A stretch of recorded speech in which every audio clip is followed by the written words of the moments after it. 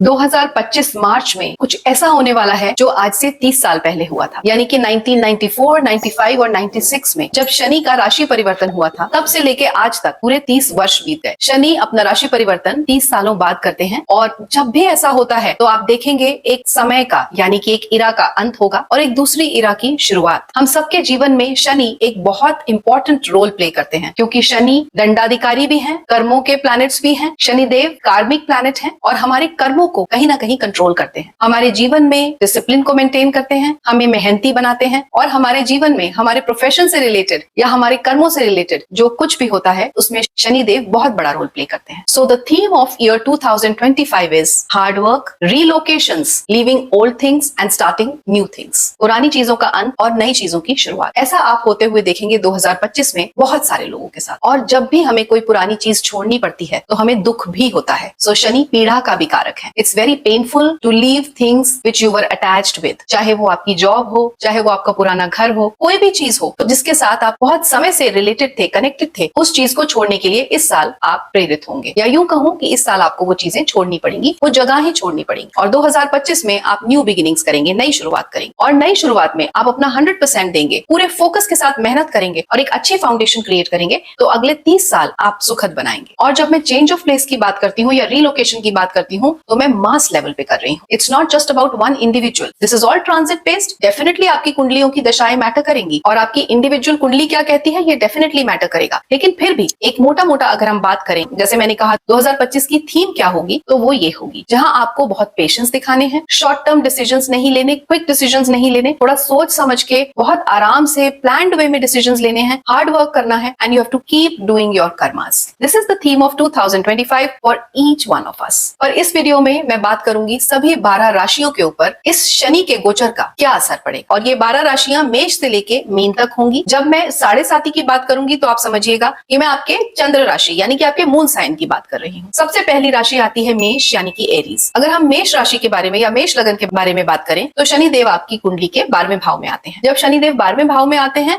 और आपकी मेष चंद्र राशि है तो आपकी साढ़े साथी शुरू होती है। 12वें भाव में शनि का आना ये दिखाता है कि आपके खर्चे बढ़ेंगे, आपको स्लीप डिस्टर्बेंसेस रहेंगे। ये समय बहुत ही चैलेंजिंग होने वाला है। लोग आपकी पीठ पीछे बात कर सकते हैं, आप इमोशनली इम्बैलेंस्ड फील कर सकते हैं, आपके लव्ड वंस बीमार पड़ सकते हैं, आपके खुद के भी दवाइयों में, मेडिसिन में, हॉस्पिटल विजिट्स में पैसे खर्च हो सकते हैं। सो जब इतना सारा डिस्टर्बेंस आएगा तो मेरी सलाह आपको ये है, you become a little spiritual, because 12th house spirituality भी है। आपका बेंट ऑफ माइंड स्पिरिचुअल होना चाहिए। आप मेडिटेशन की तरफ जाएं, आप भगवान के चरण पकड़ें। इसके अलावा आपके पास अगले 2.5 साल कोई और चारा नहीं है। आप भगवान की शरण में जाएं, मेडिटेट करें और अपने कर्म करते जाएं। 2.5 साल पेशेंस रखें and be very very religious as far as your discipline और your daily routine is concerned. अगर आप एक्सरसाइज करते हैं तो डेली करें, पूजा करते हैं तो डेली करें, जो कुछ करते हैं कंसिस्टेंटली कीजिए और अच्छे कर्म कीजिए तो आपका ये साल अच्छा जाएगा। चलिए आगे बढ़ते हैं और बात करते हैं वृषभ राशि या वृषभ लगन वालों के लिए। शनि देव आ रहे हैं आपके कुंडली के 11वें भाव में यानी कि गेंस के घर में। अब 11वें भाव में जब शनि आएंगे तो वहां उनका प्लेसमेंट अच्छा माना जाता है। वहां बैठ के शनि देव बिजनेस में तो आपको प्रॉस्पेरिटी देंगे, बहुत फाइनेंशियल ग्रोथ देंगे, लेकिन कहीं ना कहीं आपके पर्सनल रिलेशंस कॉम्प्रोमाइज करेंगे। It will be very difficult for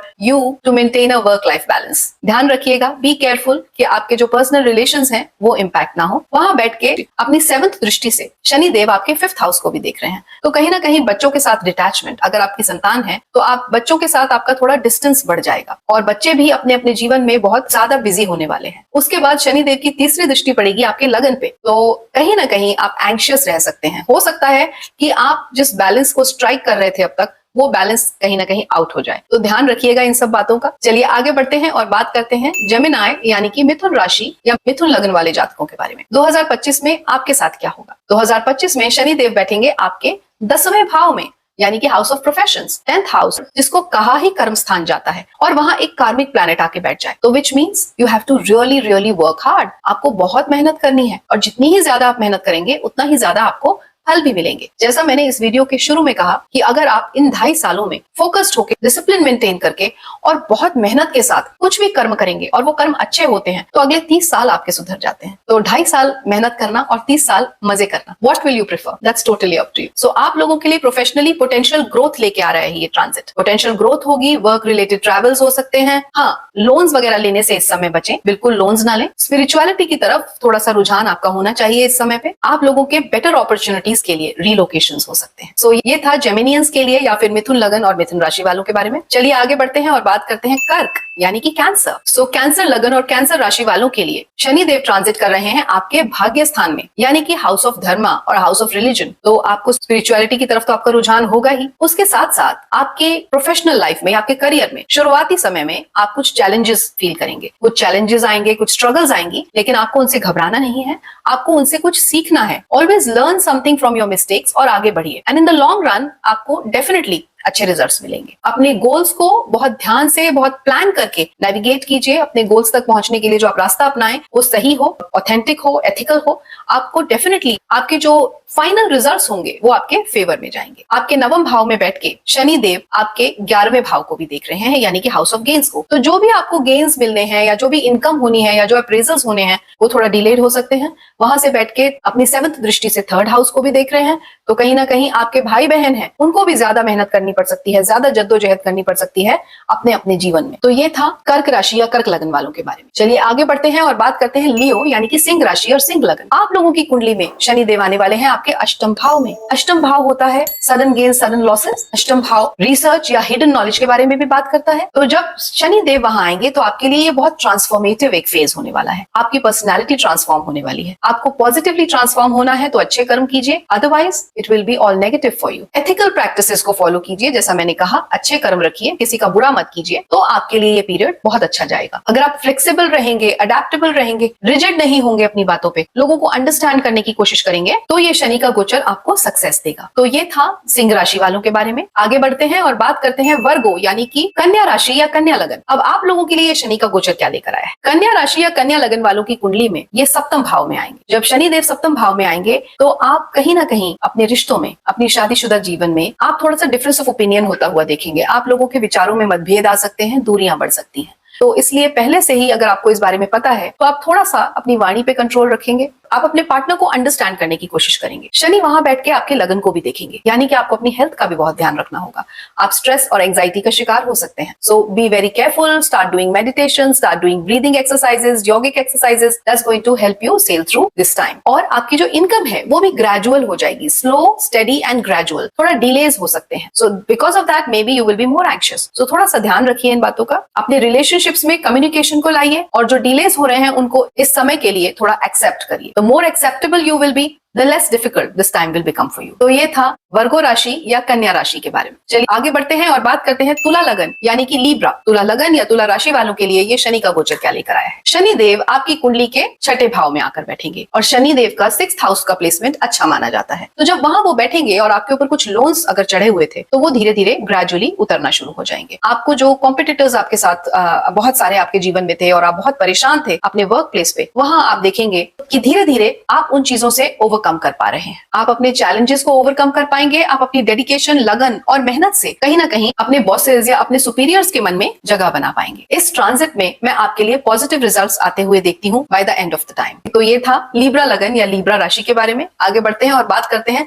Scorpio लगन या स्कॉर्पियो राशि के बारे में। ये शनि का गोचर आपके लिए क्या लाया है। आप लोगों की कुंडली में शनिदेव पंचम भाव में आए हैं। जब शनिदेव 5th हाउस में आते हैं तो वो 7th हाउस को इम्पैक्ट करते हैं और 7वां भाव कुंडली का है आपके वैवाहिक जीवन का। तो आपको अपना कम्युनिकेशन अच्छा रखना है, आपको थोड़े पेशेंस रखने हैं, बहुत जल्दी जल्दी से चिड़चिड़ा नहीं होना, इससे आपके रिलेशनशिप्स ठीक चलेंगे। और वहीं थोड़े चैलेंजेस और थोड़े हिकअप्स आते हुए देखती हूँ मैं आपकी प्रोफेशनल लाइफ में। इनिशियल स्ट्रगल के बाद आपको ग्रोथ मिलेगी, आप प्रॉस्पर करेंगे, आपको अप्रेजल्स भी मिलेंगे, बट शुरुआत में आपको लगेगा कि मैं इतनी मेहनत कर रहा हूँ और मुझे रिजल्ट्स नहीं आ रहे। But this is all very very initial for you. बहुत जल्दी से हिम्मत मत हारिएगा, पेशेंस रखिएगा। आपकी इनकम ग्रोथ भी है, आपके फ्यूचर में डेवलपमेंट भी है, सिर्फ जरूरत है तो थोड़ी फ्लेक्सिबिलिटी की और थोड़े पेशेंस की। आइए जानते हैं धनु राशि या धनु लगन वालों के लिए ये शनि का गोचर क्या लाया है। अब धनु राशि और धनु लगन वाले जातकों के लिए शनि देव आ रहे हैं आपकी कुंडली के 4th हाउस में, यानी कि चौथे भाव में। 4th हाउस आपकी वो जगह है जो कि आपका सुख स्थान कहलाता है। अब वहां जब शनि देव आएंगे तो सुख में कमी आएगी। बट सुख में कमी